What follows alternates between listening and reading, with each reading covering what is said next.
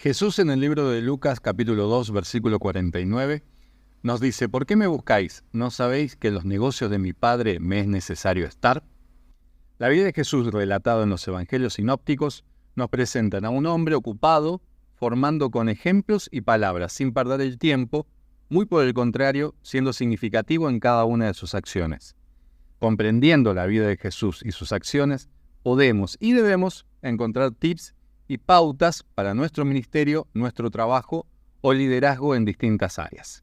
Bienvenidos a los negocios de mi Padre, el ministerio según Jesús.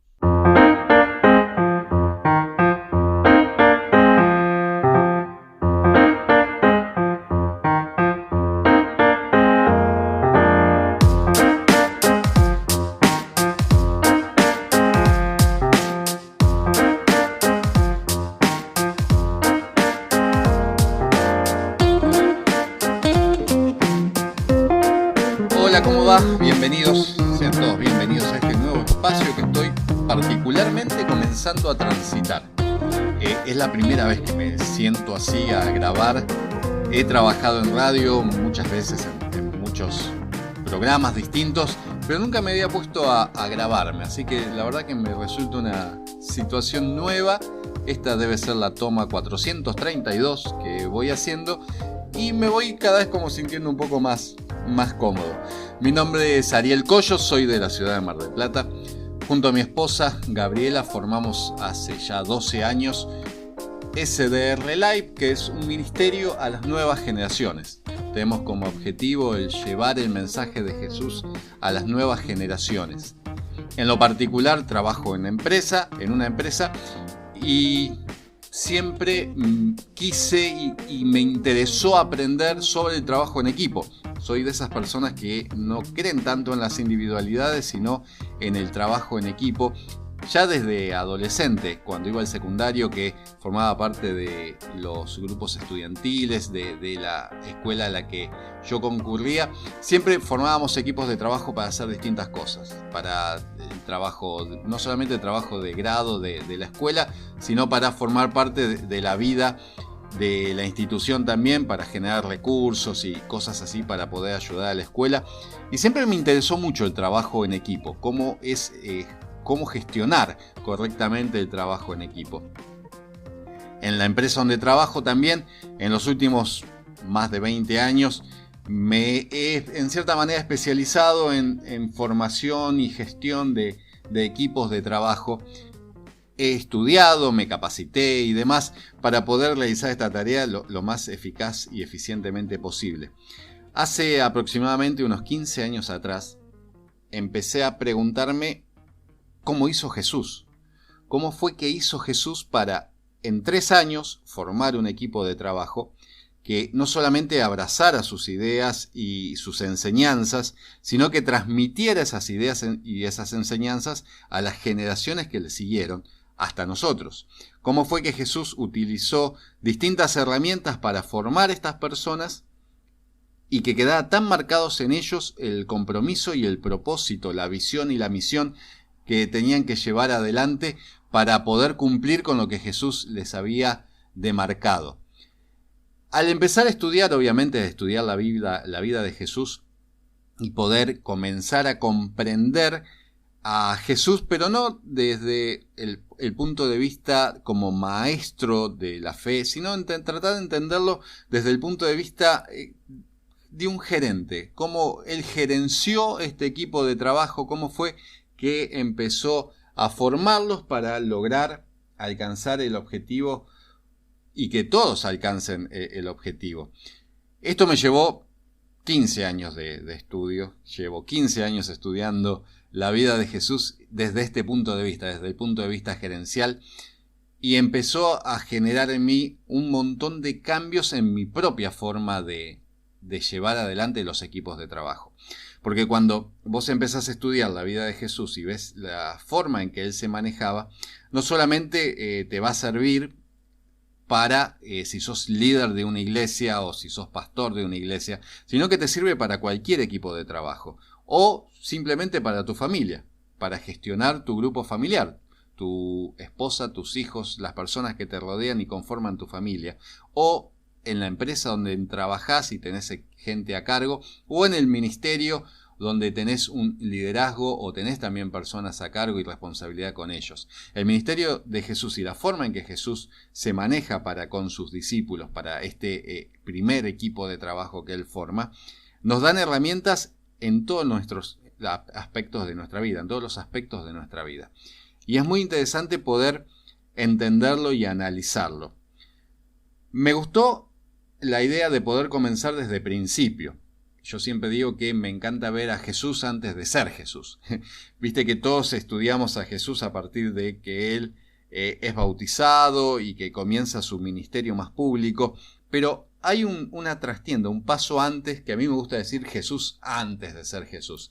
Estas palabras que podemos encontrar en el libro de Lucas, capítulo 2, versículo 49, empezamos a transitar y a empezar a entender qué fue lo que Jesús aplicaba y qué era lo que Jesús aplicaba como herramientas.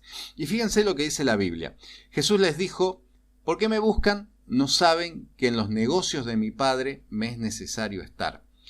Y esta palabra negocio es como que al principio me hacía un poco de ruido en la cabeza. ¿Por qué Jesús dijo en los negocios de mi Padre? Más estando acá en Argentina, que por ahí la palabra negocio no tiene tanta buena prensa, ¿viste? Cuando hablamos de negocio es como que pensamos en algo turbio o en algún negociado, en algo medio raro, hablando de nuestra cultura argentina. Y Jesús dice: en los negocios de mi Padre me es necesario estar. Entonces me empecé a estudiar esta palabra, a ver qué fue lo que realmente Jesús quiso decir. Y lo interesante de esta palabra, negocio, es una palabra que viene del latín, y a lo largo de toda esta serie de podcast te voy a volver muy loco con el latín y con la raíz etimológica, porque me gusta entender las palabras, me gusta saber exactamente qué significa cada palabra para poder entender su contexto y poder entender el verdadero significado. Y en esta palabra negocio, que como te decía viene del latín negotium, que es el antónimo del optium. Optium es ocio, aquellas cosas que se hacen por placer y sin esperar nada a cambio, ninguna retribución a cambio. Eso es el ocio. En cambio el negocio, que es el antónimo, es el contrario, es el negativo al ocio, el negotium o el negocio, es aquellas cosas que se hacen con el fin de alcanzar un objetivo, ser productivo y tener una retribución a cargo. Es decir, que el negocio es todo aquello que se hace persiguiendo un objetivo. No que se hace simplemente por hacer o por un placer, sino que se hace esperando alcanzar un objetivo particular. Entonces, cuando entendemos el concepto de esta palabra y vemos que negocio es todo aquello que hacemos persiguiendo un objetivo, entendemos cuando Jesús dice: che, es necesario que en los negocios de mi Padre esté. Es necesario que haga aquellas cosas que mi Padre me pidió que haga. Es necesario que preste atención para poder alcanzar los objetivos que mi Padre me estableció. Y esta primera mirada acerca de Jesús nos muestra una persona que es proactiva y una persona que cada una de las cosas que realiza, cada una de las acciones que realiza, son significativas, son relevantes y son productivas para su equipo de trabajo. Entonces esto nos da un primer vistazo, una primera pauta a seguir. Cuando nosotros lideramos un equipo de trabajo, cada una de las cosas que nosotros hacemos deben ser productivas, relevantes y perseguir un objetivo. Es decir, que no hacemos las cosas por hacerlas, ni decimos las cosas por decirlas. Simplemente decimos algo para ver qué onda o planteamos algo para ver qué ocurre. No. Eso no funciona así cuando vos tenés un equipo de trabajo. Cuando vos tenés un equipo de trabajo tenés que ser relevante, productivo y establecerte objetivos a alcanzar. Es decir, vos tenés que pensar en objetivos a corto, mediano y largo plazo. Tenés que planificar a corto, mediano y largo plazo. Pensar las cosas en función de alcanzar objetivos primarios, secundarios y terciarios. Y eso nos lleva a pensar y a reflexionar. Yo como líder de equipo, como líder de grupo, cada una de las cosas que hago, ¿están planificadas? ¿Están pensadas? ¿O simplemente hago cosas y veo qué onda?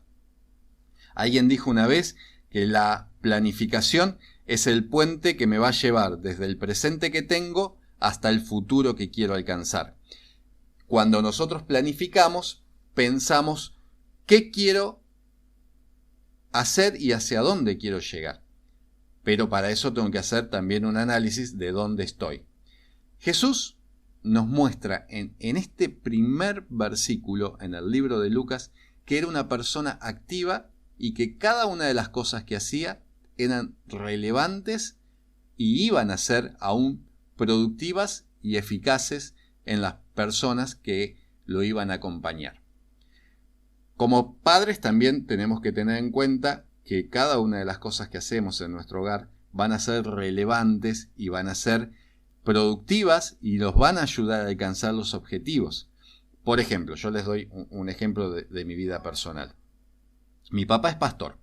Él, desde que yo nací, que es pastor, y yo como buen hijo de pastor, siempre tenía 1000 preguntas para hacerle. Absolutamente 1001 preguntas para hacerle a mi padre acerca de todos los temas. Y mi papá siempre le gustó muchísimo tener libros. Tenía una gran biblioteca con muchísimos libros. Cada vez que yo le preguntaba a mi papá, che, ¿qué significa esto? Él me llevaba a su biblioteca, sacaba un libro, me daba el libro y me decía, mira, acá está la respuesta, búscala. Y vos vas a pensar, bueno, por ahí era un facilismo de su parte, pero no. Sabes que con esto que él hacía, estaba siendo absolutamente relevante en mi vida, porque me enseñó a amar la lectura, me enseñó a amar el estudiar, me enseñó a amar la palabra de Dios y a buscar las respuestas a través del estudio. Eso que él hacía